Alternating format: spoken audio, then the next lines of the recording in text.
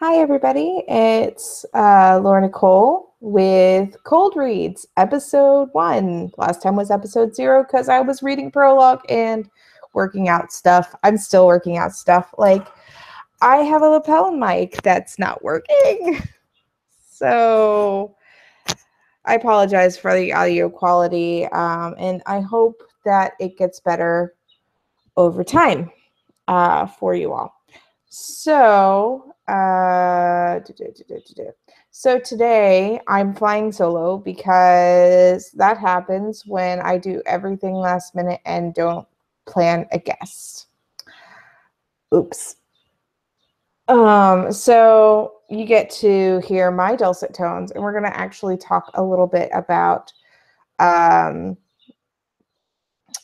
the voice acting because I'm going to do voices for 2 different characters in this chapter. So rather than me just yapping away, I am going to go ahead and get it started.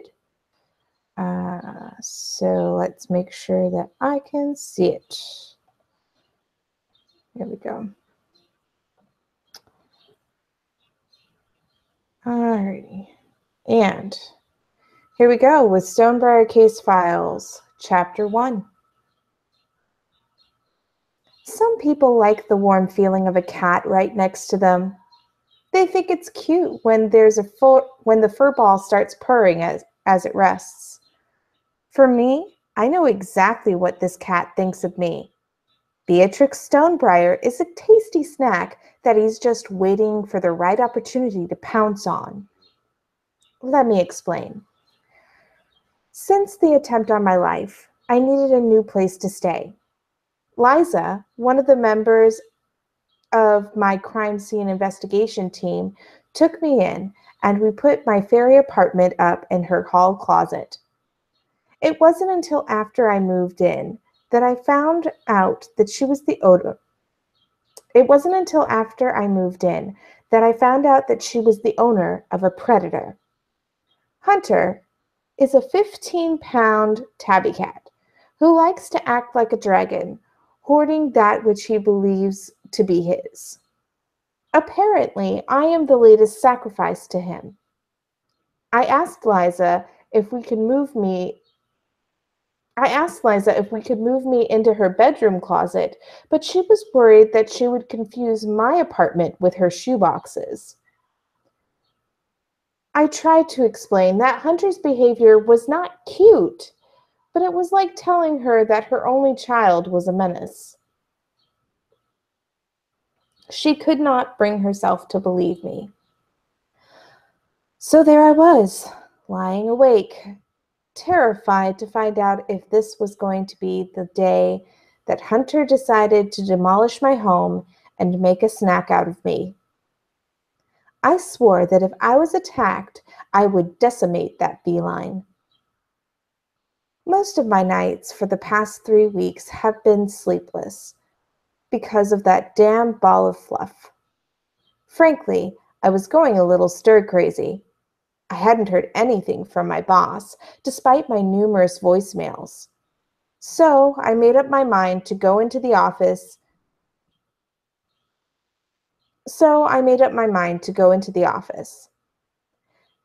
After making up the bed and tidying up my apartment, I carefully made my way out to the kitchen without waking the cat.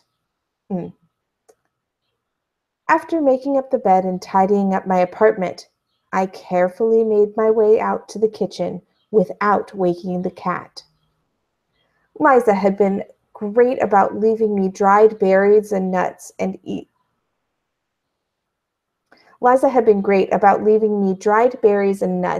easily accessible bowl so that I wouldn't have to fight with the oversized bags and containers.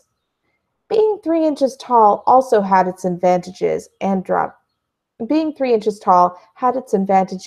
drawbacks. Hunter started to wake, so I darted into the bathroom and ran the sink. He hated running water, so I was sure to get some peace while I took a shower. My skin was paler than it had been since my run-in with death. It made the blue markings that ran across the majority of my body more pronounced. I wiped off my dragonfly wings and tossed my hair into a messy, wet bun before making my next flight to my apartment to get dressed. Once there, the damn cat climbed into the closet and took up a watch right next to it. After dressing, I waited until Hunter had gotten off of his perch, supposedly to use the litter box, and I made a run for it. The fall morning was crisp, and mist slid lazily over the river. I enjoyed the sight for a bit as I waited for my supervisor to show up at the crime lab. The lab had a nice view of the river and the mill building on the other side. Its rough beauty was part of what I liked about human society. They had a way of organizing and constructing buildings, skylines, and monuments to create functional art. Perhaps that's why I fit in better in the human world. I like facts and evidence and clarity. My train of thought derailed as I saw my supervisor, Max Rice, get out of his car. Time to make my case. Slipping in through the back door, I made my way into his office.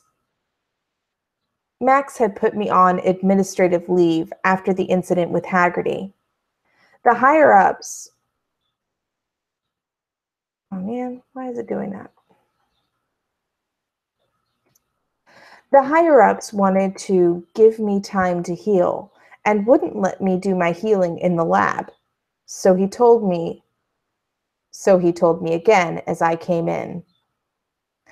Oh, come on, Max. What do you expect me to do? Sit at home and grow ivy? I pleaded. My boss just gave me a condescending look. Let me review evidence or track down some leads. I just need a routine to get back into so I don't keep bothering you. Please, exile is killing me. SB. Max sighed. You haven't testified against Haggerty yet. Until that case is closed, I am not comfortable with having you back. Not to mention internal affairs is tearing apart your office and Haggerty's. He leaned toward me and lowered his voice. Listen, since the incident, we've been getting threats from several anti-magic groups. Every single one of them is directed at you. Apparently Haggerty was pretty popular with that crowd. He paused. The bags under his eyes were almost as deep and dark as mine. It made me wonder just how many threats there had been. You're my best field investigator, and you're my friend. Trust me when I say that your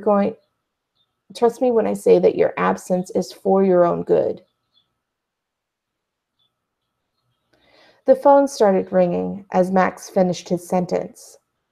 When he registered the number, I could see something flash in his eyes, and even before he picked up the receiver.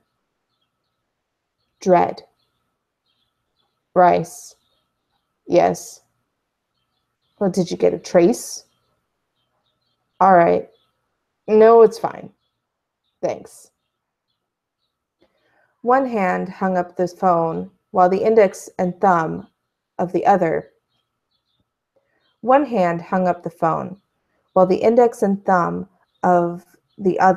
pinched the bridge of his nose.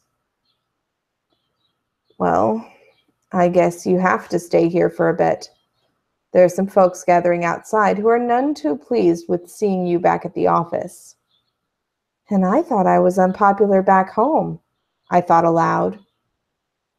Honestly, it might not be a bad idea to head back to the Elder Wood until the trial. Maybe some of that forest air will do you some good. I reflexively groaned at the thought of returning to my childhood home. For now, though, since you're here, We're a little backlogged on cataloging evidence. Could you head down there and, at the risk of sounding cliche, work your magic? Aw, Max, I thought you'd never ask.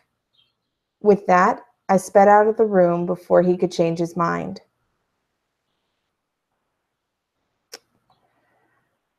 So yeah, that was chapter 1 of Stonebriar Casefiles.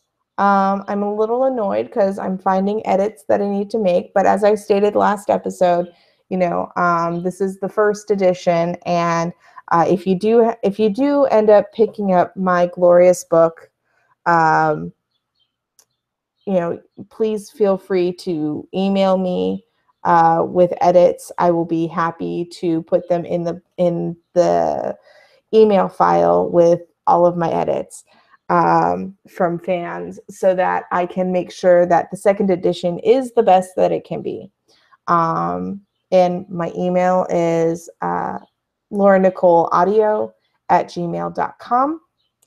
And so let's talk a little bit about this episode. So this episode had 2 characters in it.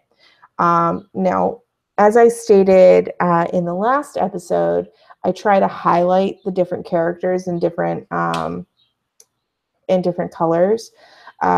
Unfortunately, Adobe Acrobat won't allow me to do that. So I highlighted just the male voices because they're in a different register for me.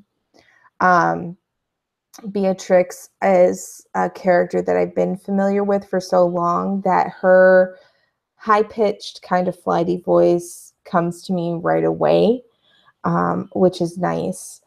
I did have a little bit of trouble with this, and part of it is because I haven't read it in about 6 months, and part of it is that I'm really tired.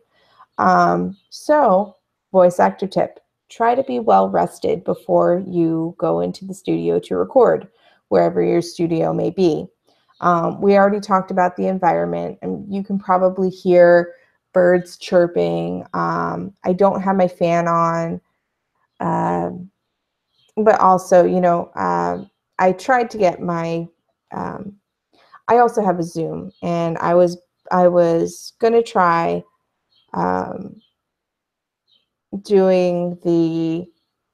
using a Zoom as my microphone the way that Scott Roche did, but apparently I couldn't get it figured out. Oops. So yeah, we're working on that. I know I've got a Shure around here somewhere, and so I'll have to find that in the connectors, and then we'll go from there. Other things about this episode, there are some alliterations are hard for voice actors. I know that on various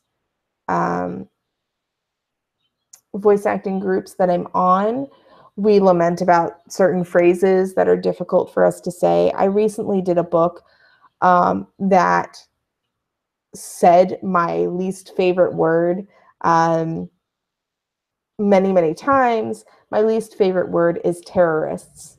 And the reason being is that I have a very hard time enunciating R's unless I am doing an accent. But when I'm doing it in my own voice, R's are extremely difficult to make pronounced. Otherwise, it just kind of gets muddied in the rest of the word or the rest of the sentence.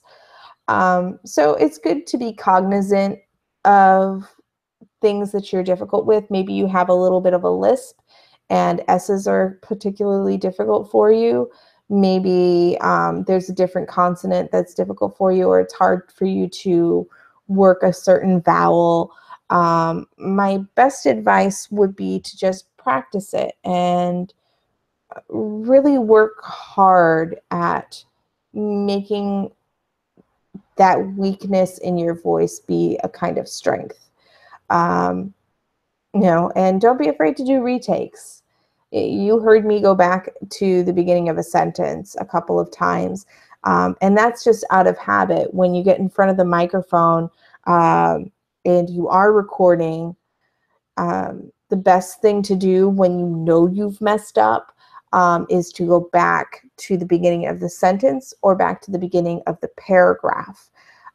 If you have a good oral memory, so AURAL, where you hear things and you remember the tone and everything, you can probably get away with going just to the beginning of the sentence and keeping that tone and cadence and pace. If you are not confident in that skill, then I would recommend going back to the beginning of the paragraph. And a lot of voice acting teachers and professionals will tell you go to the beginning of the paragraph. Ultimately, it's your comfort level and your experience that will tell you which method is going to be right for you. Because if you are consistently able to, as I said, keep the cadence, keep the pace, keep the tone consistent, then no one's going to notice when you have that edit. The hardest thing about editing audio is when you try to get one part of one take and one part of another take to line up and be very, very pretty and sound natural, even though they may be takes that are 2 to 3 minutes apart. So, and if you ever have the opportunity to watch me edit audio and you see me get really excited and go, yes, I am amazing, it's because I've done that. It is a science to really get into that waveform and to splice it and to merge two takes together to make it sound like one continuous stream so that the listener doesn't even know that there was a difference. The other reason that people might go and do the whole paragraph again is because, especially if you are for some reason recording in a different location or something has changed between your first recording and your retake, it is noticeable. And that's one of the most frustrating things for me as a lover of audiobooks and a listener of audiobooks, is that now I'm seeing and hearing those things. And it's infuriating because I can't enjoy it anymore. The other reason that I'm pulling up each chapter as a PDF is because even though I love my book and I love the feeling of reading from a book with pages, the other thing I cannot stand in audiobook narration is the sound of a page turning. And if you can, this is another tip so that when you're recording you don't have as much audio artifacts. If you are able, now note that I'm saying able because I know some people have to sit, but if you are able, stand during your session. The reason I say that is has many facets to it. First of all, you are less tempted to swivel your chair like I'm doing now, and then your knee touches on something, and that something can make sound, and that sound will be recorded on the microphone. Secondly, it keeps you alert. It allows you to have more bodily presence. Why is this important? If you're playing many different characters in a scene, you can go from the very matronly, upright, kind of has a stick up her bum person to the very relaxed kind of posture. It embodying the character from what you know of them is really important because your body posture says so much in your performance. Let's see here. And then what was my other thought? Standing is also a really good way for you to have a physical way to know when you need to take a break. When your feet start aching from standing in one place too long, that is a good stopping point so that you take a break, you walk around a little bit, you get your tea, you get your room temperature water. Don't drink ice water when you're doing recordings. I think all of these are really basic voice acting tips. A lot of people eat apples right before they go into recording to reduce mouth sound, because when you're talking a lot, your mouth will create mucus and saliva, and that picks up if you've got a good sensitive microphone. The sound, I do it too, and it's the worst thing to edit out for myself. But it picks up, and eating a juicy but fibrous fruit like an apple or a pear can help reduce that. Now, I don't know the science behind that. I just know that it works. So take that for what it is. I think that's all of my tips for right now. Thank you so much for joining me. I will be back tomorrow with chapter 2. If you would like to find out more about Resonant Moon, you can go to resonantmoon.com, where I have a list of all of my services. And that is probably where I'm going to be posting the podcast of this once I get all my ducks in a row and I have a production schedule. If you would like to submit something to be read on Cold Reads, or if you would like to be a voice actor on Cold Reads, which would really take a lot of stress off of me, just saying, you can email me at Laura Nicole Audio, LauraNicole audio @gmail.com with your story submission, or your desire to be on the show, and we can workshop your voice acting, or we can have you workshop directing, which is a very big component of getting your audiobook to sound the way you want it. Let me think. What else? Oh, you can interact with me on Twitter. I'm getting back on the Twitterverse. So I did figure it out. I know yesterday I didn't know it, but it is, you can find me on Twitter at Nicole Audio. Follow me, comment,